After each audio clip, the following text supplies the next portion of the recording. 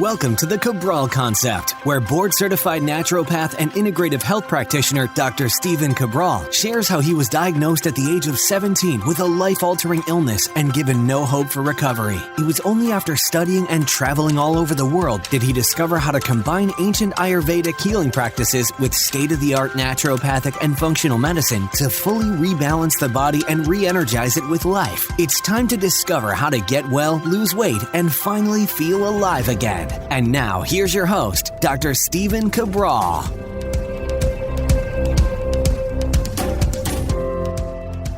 Hi, everyone, and welcome back to the show. Glad you can make it here today for this Cabral HouseCall, which is where we answer our community's questions each and every weekend. Love being able to see what the community is thinking about, what they're going through, and how I can help to the best of my ability.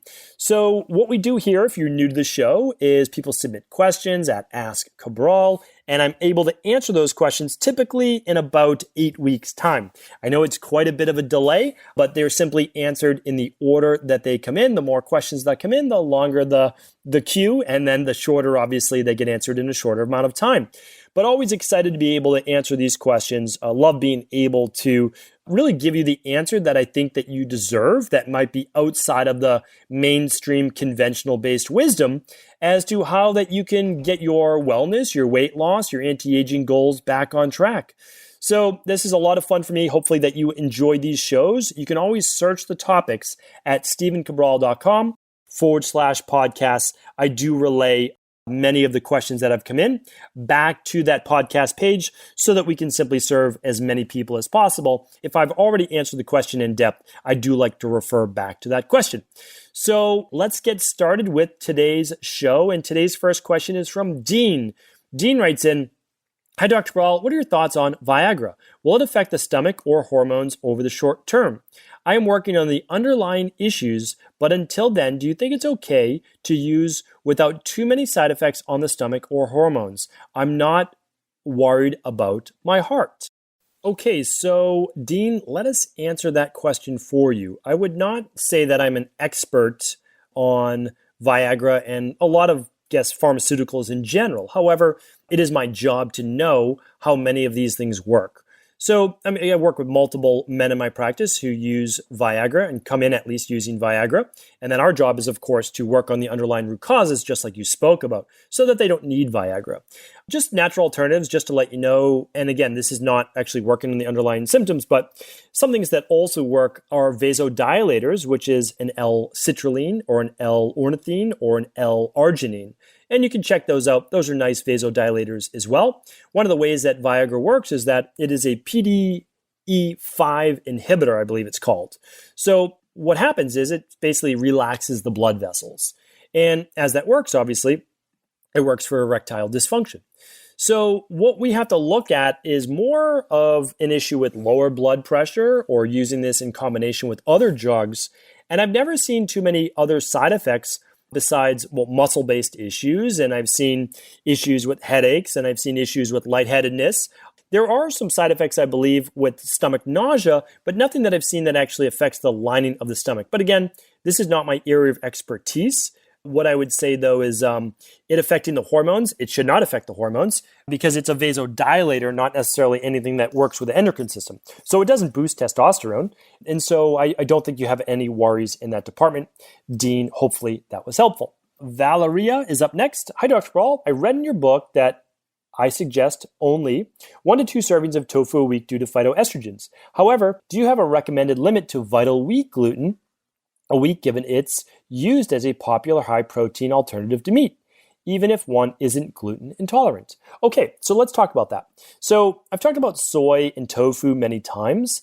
I do believe that for many people, a serving or two of a non-GMO tofu is going to be totally fine. Really believe that. And that's because from a clinical setting, I haven't seen it set off a lot of people. Now, many of you have heard my story before that way back in the day, I was doing everything, right? So I did the blood type diet and I was eating soy every single day, twice a day actually. And I got horrible side effects. Now, of course, this doesn't happen to everybody, but it did happen to me in a very major way. And so I cut soy completely out of my diet. It doesn't work too well with me, but that doesn't mean it won't work for everyone. So that's why I don't give recommendations just based on what works for me. I have to work with, the entire world at large. So the people who benefit or who get the least amount of benefit from phytoestrogens would be those people, well, let's say premenopausal women who have higher levels of estrogen. Phytoestrogens don't always work in their favor.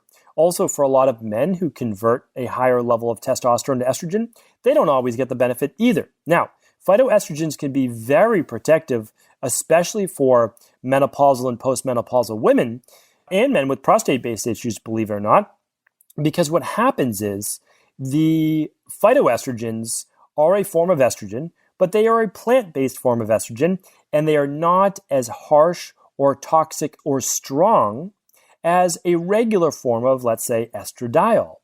So what happens is when phytoestrogens come in through something like tofu, they bind to receptors, and so you don't get as much of the harmful estrogens binding. And so that can actually be a very protective thing, and that's why we find men and women, believe it or not, in the later years can actually benefit from phytoestrogens, the isoflavones that come with them. So hopefully that's helpful. In terms of vital wheat does not have the same protective properties, nor is it as good of a source of protein, in my opinion, as something like tofu. Again, you don't need to eat tofu to be a healthy individual, but I'm just giving the option for people that do tolerate it. Gluten, on the other hand, you should absolutely do an IgG food sensitivity test on that. And gluten is just much higher glycemic index. It's not a bean. It's a grain, and it's also in a more processed form. So typically it's more inflammatory. There's a higher glycemic index to it, and it just doesn't contain the healthy fat and fiber as much of that we would get with tofu. It has a higher load of carbohydrates than it does to fiber. So meaning like tofu has carbs too, but it also has fiber, and there's a different ratio. Now, having said that, many ectomorphs and vatas do totally fine with something like a brown rice pasta or even a wheat-based pasta that has a semolina or durum wheat-based pasta that can have, believe it or not, like 13 to 15 grams of protein per serving of pasta. So it really matters on the individual. I certainly do not recommend overeating wheat or gluten-based products. I believe they are inflammatory, and I believe that it affects quite a number of people. So hopefully that's helpful. Again, it's always about bioindividuality, and I do hope that helps. Ryan is up next. Do you know of the old rice fruit diet experiment and other such high-carb, low-fat studies on diabetes and insulin sensitivity? Seems to turn conventional wisdom on its head when it comes to blood sugar control. More carbs and less fat seems to enhance insulin sensitivity. Thoughts on dietary fat versus carbs for insulin resistance and sensitivity? All right, Ryan, thanks for the question. I've talked about this before, but it's been a while. I talked about it's broken down. It could be 80-10-10. It could be 95-5, like on diets that are predominantly fruit-based or carbohydrate-based, very low fat, very low protein. So you can go back to that previous episode. I don't know that I'll be able to find that. Let me do a quick look. Let's head on over to stevencabral.com/podcasts. Just scroll down the page a little bit, get rid of that annoying little drop down, and let's look into fruit diet, and let's see if that pops up at all. And let's just see how many it narrows it down to. All right. Well, on episode 1010, I talked about something called the Kapha fruit diet. I'm not sure if it's there. And, well, instead of using our time today, what I will do is this. I'll see if I usually don't link up shows on the house calls, but it's been a little bit since I did that podcast on a high-carb diet. They're very interesting if I can find that one. So that's what we'll do. We'll look back for you, and today is episode 1534. So head on over to stevencabral.com/1534, and I'm going to put a note that my team and I will look for that high-carb diet. Now, to answer your question, though, let's look at it like this. Type 2 diabetes can absolutely be caused by a high-fat diet. Now, I know that's not conventional wisdom, but it's because polyunsaturated fats damage cell membranes and throw off insulin sensitivity. So polyunsaturated fats would be a lot of fried foods, vegetable oils, soybean oil, canola oil, vegetable oil in general. Not a good thing. Okay, so I've chatted about that before. Now, the worst diet seems to be high carb and high fat mixed together. And that is because when you mix carbs with fat, you're essentially driving fat stores up. What happens is this. Okay, so you eat the high fat, high carb meal. Potato chips, perfect example. High fat, high carb, low protein, lots of sodium, right? So here's what the body does.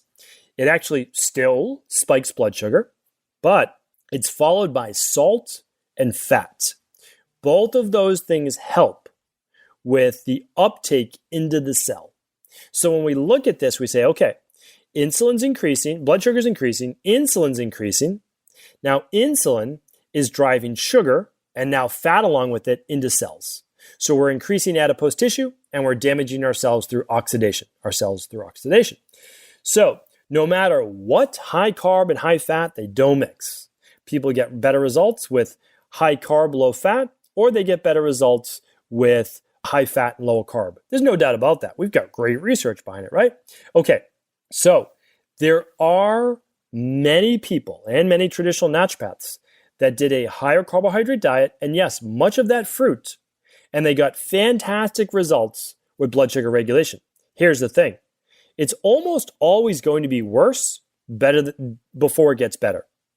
And that's why I'm not promoting this to anyone. And again, we can't diagnose, treat, or cure any disease. We're not talking about that, especially not on this podcast. But what I want to share with you is this. You need to change those cell membranes. I've talked about this before. True change happens after about 4 months, all right, 120 days. You'll have all new cell membranes for those cell receptors.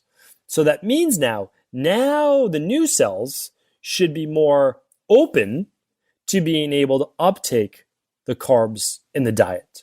So this has to happen through a very slow process. We actually do lower carb first, believe it or not. Then we increase our fruit. Then we increase our starches. Then we decrease our fat. So we do it very systematically. It's called our Fatlocity system. Many of you know that. It's our weight loss system called Fatlocity. You're welcome to check it out at equilibriumnutrition.com. Ryan, that was a long answer, but hopefully that helps. Samantha's up next.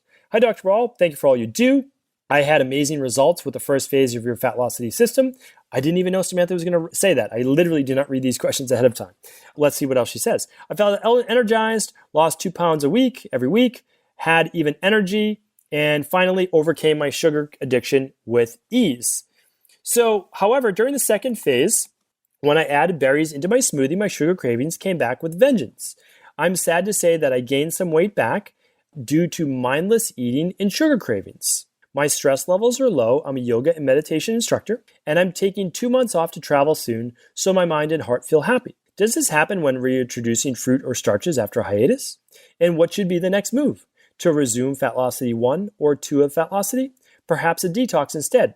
I feel defeated and would love any advice. Thank you, Samantha. Samantha, I'm always happy to help. Thank you for bringing this to my attention, and feel free to bring it to my team's attention. And you can always do that at cabralsupportgroup.com. So here's what I want to share with you. If you add back in fruit and you get tremendous sugar cravings again, this is a sign of typically, meaning you were good. So the first phase of Fatlocity is 21 days. And we start to add back in those berries just like Samantha talked. And it's usually very, very effective. Let's say 9 out of 10 times. But if you start to get sugar cravings, there's more going on. And that is when I want people to do, even if they can only do one lab, that's okay. If you can only do one lab, run the Candida, metabolic, and vitamins test. That's what it's called. It's one lab, also called the organic acids test. You can run it locally with your integrative health practitioner, or you can run it with Equilibrium Nutrition. Okay? So here's what I want to look for though. Do you have Candida overgrowth? Do you have bacterial overgrowth? It's a really big sign if all of a sudden you get these major cravings back, that there is an issue with, potentially dopamine, but really a Candida-based issue, because now your body craves it. You just started to feed that yeast and that fungus. It's why so many people switch to a keto or carnivore-based diet. But remember, that is a masking-based diet as well. You want to find those underlying root causes. So Samantha, in my opinion, this is not a bad thing. It showed you where to look next. Remember, health is a journey. It's not point A to point B, okay? Health is a journey. What I would like you to do is, you can absolutely continue on with Fatlocity phase 1 if you'd like. However, I would love you to run the lab. Most likely, you'll need to do our CBO protocol. If you don't want to run the lab and jump right to that CBO protocol for healing your gut, you're welcome to. And if you want, you can even add in those citruside drops as well. Samantha, thank you for writing in, and I know you'll find your answer very, very soon. Jim's up next. I was wondering if the flora film on equilibrium nutrition can be taken to remove biofilms from bacteria in the mouth, specifically for bacterial periodontal disease to remove high-risk pathogens. Could the capsules be opened and swished orally during oil pulling? What suggestions do you have to remove the bacteria aside from antibiotics? Any suggestions would be appreciated. Thanks. Jim, I'm pretty sure we answered this question just about 2 months ago. Sorry, about like 2 shows ago. And I'm wondering if I did that or not. All right, well, you know what? Since I don't know if I answered it, I will answer it right now. So the flora film can absolutely be used to help with biofilms and to also work on any type of pathogens, necrotic tissue in the body, etc. So you could open up one of those flora film and you could absolutely swish it around, because the right idea would be to use coconut oil or to use sesame oil for oil pulling. You also want to be doing some flossing. And I would most likely recommend you're flossing before your oil pulling so that you remove as much as you can of the bacteria that's in the mouth and then swish to get rid of that bacteria that came from between your teeth now into your mouth. The other thing that we want to do is we actually want to get good probiotics going. So one of the main reasons for biofilms being created in the mouth is poor gut health overall. So you certainly want to be doing the same recommendation I gave Samantha. Maybe it's a CBO protocol, but fix the gut and then also remove a lot of that processed food from your diet and add back in a lot of good, healthy, whole food, especially vegetables. And the reason is that we want to change the anaerobic bacteria in the mouth to not alkaline, but not quite so acidic. Because as the acidity forms, it allows for those anaerobic pathogens. Those are pathogens that live without oxygen or low oxygen environments. That's where they flourish. So I found that a lot of the biofilms, a lot of the mucus goes away in the mouth after we've reduced food sensitivities and that we've eliminated a lot of that bacterial overgrowth in the gut as well as candida overgrowth. So yes, you can use the capsules orally, but you could also, after using the enzymes, swish with a little bit of acidophilus, which is Lactobacillus acidophilus, capsules as well. Slightly acidic, will neutralize a lot of that bacteria. And then believe it or not, they actually make ENT probiotics that you could use for 1 month on top of your daily probiotic support if you'd like. Jim, thanks for writing in. Hopefully this was helpful. Danny's up next, D-A-N-I. Hey, Dr. Cabral, great show as always. I'm not certain if this is exactly in your field of expertise, but is there any way to remove or minimize nasolabial lines and discolorations in a safe way, non-surgical way? Since listening to your program, I avoid facial products with parabens, dyes, titanium dioxide, etc. because of the potential rain barrel effect overflow. Is there anything that you can recommend to help with anti-aging for those in mid-30s, or is it something we must accept? As always, keep up the great work. Thanks, Danny. Okay, so yes. So for those people who aren't familiar with those lines that Danny's talking about, those are the ones that extend from the corner of the nose, the nasal passages, down towards the mouth. So here's the thing. Very important. 2 main reasons why they show up. 1, digestive dysfunction. It's known in Ayurveda and traditional Chinese medicine and facial diagnosis as poor digestive function. The line becomes more cemented into the face with poor chronic digestion. All right, really important to look at that. The second is with catabolism. When the body becomes too catabolic, too run down, too drawn, retaining basically too little water, all of those lines show up to a much greater degree. So I work with a lot of Pitta-based women, and they are too lean for their body.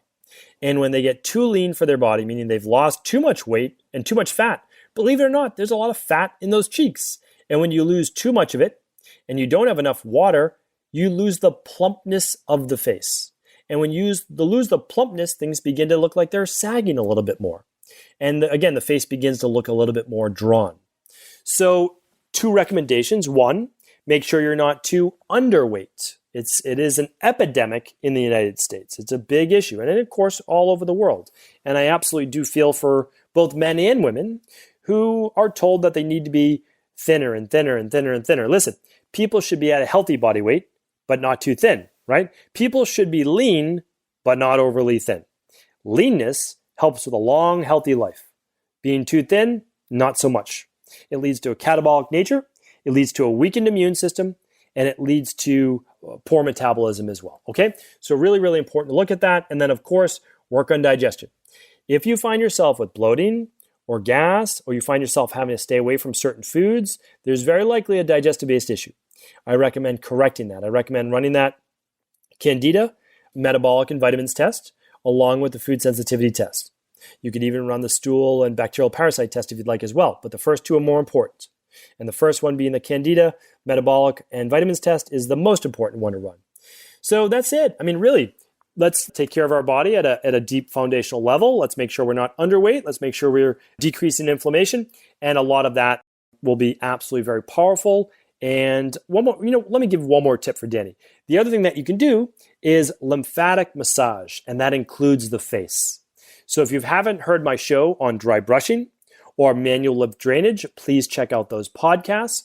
You can massage in circles around the eyes. You can also draw straight down with your fingertips down your cheeks and draw straight down with your fingertips down your neck. And what that does, it helps to drain a lot of the congestion in the face as well.